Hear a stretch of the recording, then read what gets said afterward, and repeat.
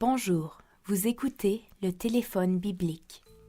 Pour aujourd'hui, même si tu ris.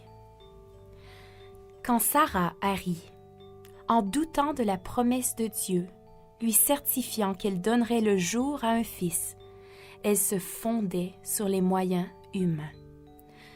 Comment pourrais-je être mère, pensa-t-elle, maintenant que je suis vieille et que ce qui est commun aux femmes a cessé en moi? Devant cette réflexion, son rire semble être une réponse assez logique, et toutes celles qui pensent ainsi seraient d'accord avec elle. Pendant des années, Sarah avait désiré être mère, mais n'y parvenant pas, elle avait voulu aider Dieu en donnant sa servante à son époux, afin que celle-ci puisse concevoir à sa place. Quand finalement elle vit que toutes ses démarches pour devenir mère avaient échoué, elle se résigna. C'est après son échec que Dieu entra en scène dans sa vie avec une promesse merveilleuse. Promesse qui, en temps voulu, devint réalité.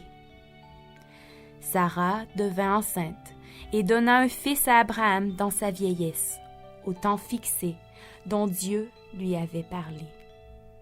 Dans Genèse 21:2. Cela me remplit de joie et de paix de savoir que mes pensées sont si limitées comparées à celles de Dieu. Cela console d'avoir la certitude que Dieu est un être suprême qui surpasse mes attentes et mes impossibilités. Malgré cela, nous sommes parfois promptes à douter de sa puissance. Nous mesurons Dieu avec la mesure de notre incrédulité, et ce faisant, nous l'empêchons d'agir dans notre vie.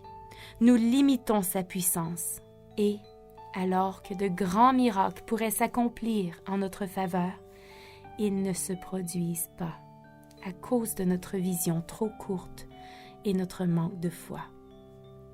Dieu attend que, dans ce monde incrédule, ses fils et ses filles développent leur foi en lui. Une foi qui ne fait pas obstacle au miracle qu'il désire accomplir en nous. Pour y parvenir, il nous faut être sensibles aux miracles qui se produisent tous les jours, mais que nous ne remarquons pas.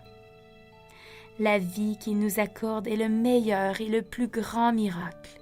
Il se produit tous les jours. Chaque battement de notre cœur est une caresse de Dieu et chaque respiration une promesse de vie.